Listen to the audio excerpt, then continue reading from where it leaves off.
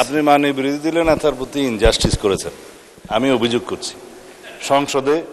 সংসদ নেতা এবং বিরোধী দলীয় নেতার কোনো টাইম লিমিট থাকবে না যখন তারা আজকে 68 বিদের আলোচনায় আমি লাস্ট বক্তা বলতে পারেন on behalf of the leader of the house, কিছু জবাব তো দিতে হবে। আমি এই জন্যেই এই প্রসঙ্গটা তুললাম, আপনি আমাকে 15 মিনিট পরে বন্ধ করতে পারবেন না। আমি বুঝতে পারছিলাম কেন আপনি ওনার পক্ষটা নিয়েছেন, নিজেকে জাস্টিফাই করার জন্য। সেটা আমি প্রথমেই আন্দাজ করতে পারছিলাম। 15 মিনিটে হয়ে যাবে ইনশাআল্লাহ। এখানে মাননীয় বিরোধী দলীয় নেতা সঠিক বলেছেন, গণভোট, গণরায় ইত্যাদি প্রসঙ্গটা উনি শেষে বলেছেন।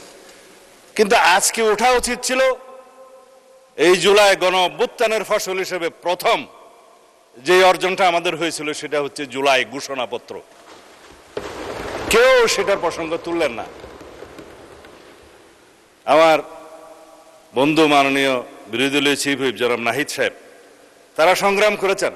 প্রথম দিকে জুলাই ঘোষণাপত্রের সাথে আমরা একমত ছিলাম কিনা বা আমরা তাদের দাবিগুলোর সাথে ঐক্যমত ছিলাম কিনা এই প্রসঙ্গ নিয়ে অনেক বিতর্ক হয়েছে।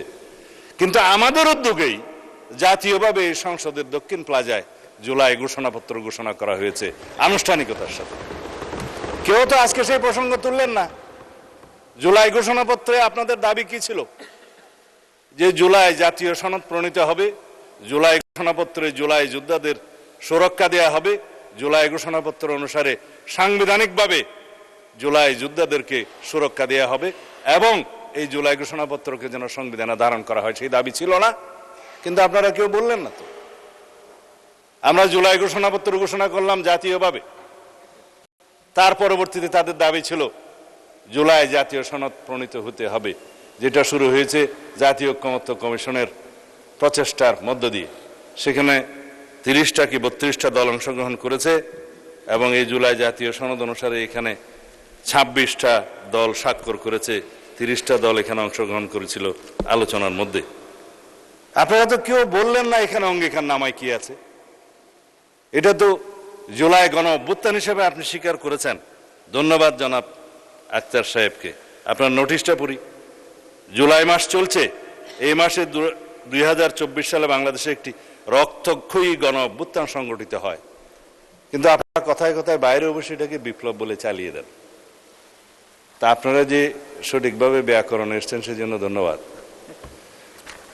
এখন বাংলাদেশের সাধারণ জনগণ এই গণ অভ্যুত্থানের গণ আন্দোলনে অংশগ্রহণ করেছে, এই জন্য আপনাকে ধন্যবাদ জানাই যে শুধুমাত্র কোনো রাজনৈতিক দল অথবা শুধুমাত্র কোনো ছাত্র সংগঠন কেউই এককভাবে এর কৃতিত্বের দাবি না, এটা স্বীকার করার জন্য ধন্যবাদ।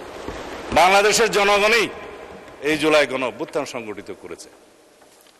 তারপরে আপনি বলেছেন এই নোটিশের মধ্যেই সেই সব মানুষের আত্মত্যাগের বিষয়ে সম্মান জানানো, কিভাবে সম্মান জানানো হয়েছে তার আমি একটা বিবৃতি দেব এবং জুলাইয়ে যারা গণহত্যা অংশগ্রহণ করেছিল তাদের যথাযথ বিচারের বিষয়ে আইনমন্ত্রী যথেষ্ট বলেছেন।